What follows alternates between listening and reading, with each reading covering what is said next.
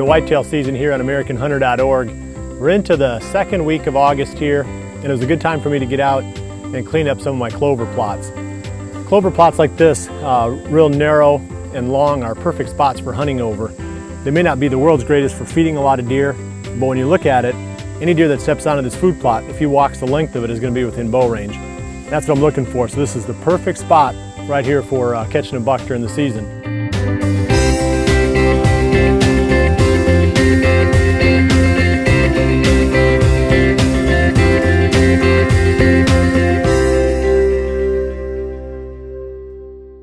It's into the second week of August now, and the circumstances are starting to change for us on the fields.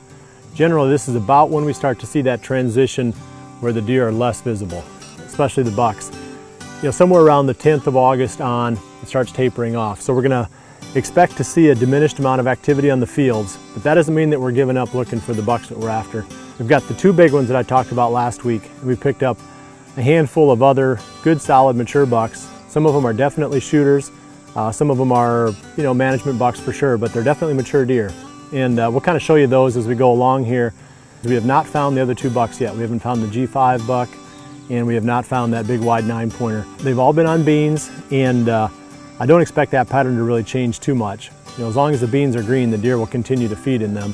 As soon as the beans start to turn yellow, as soon as the leaves themselves start to turn yellow, the deer will move off the beans and into other food sources. We're also seeing acorns starting to drop in a few spots, mostly brought down by the wind, but that's just going to be a progression now where little by little these acorns are going to ripen and start dropping. So by the end of this month, we're definitely going to see the transition off the crop fields and back into the timber. But now my project this week is to get these clover fields ready. And the one that I'm on right now is one of my best killing plots. It's about a ½ an acre in size. It runs back through the timber. It's completely secluded here. It's a staging area in the evening. It's kind of that last place that the bucks visit before they go and bed down in the mornings during the rut. And if you look at it now, we'll give you a pan of this field. It looks terrible, but I promise you when I get done with this mower and get this thing cleaned up and you come back again in a couple weeks, we'll bring you back and we'll show you this plot again. It'll just totally clean up. This is definitely one of the spots where I expect that we will encounter that buck that we call big.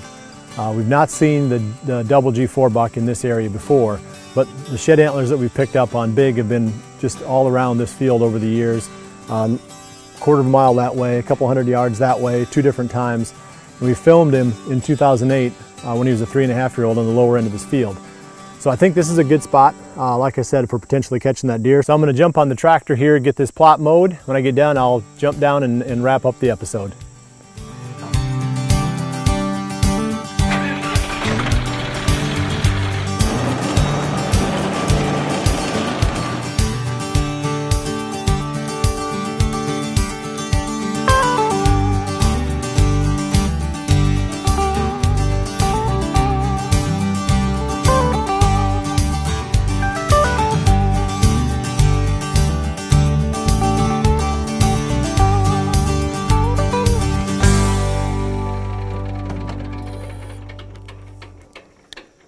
Well, that's a good job to get finished up.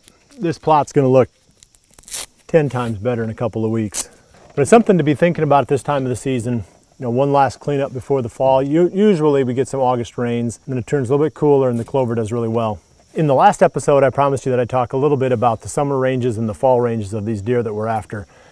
And I sort of mentioned it in the context of, you know, how much information can we really pull from what we're learning right now that's useful in the fall. And truly, the answer is it depends upon the deer, because some of the bucks are going to be in the same place in the fall that they were at in the summer, and some of them aren't.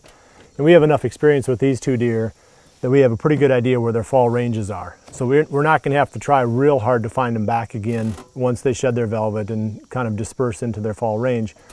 But generally that's not always the case. You may be watching some deer at home that you think, wow, this is an awesome buck. And we've got a couple of them on the farm like that. I mean, deer that we're following right now that we'd love to shoot.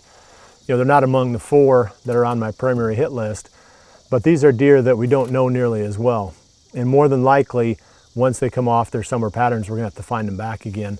Understand that transition does occur, and it'll be one of the main themes of the next few episodes. Thanks for joining us here on Whitetail Season at AmericanHunter.org.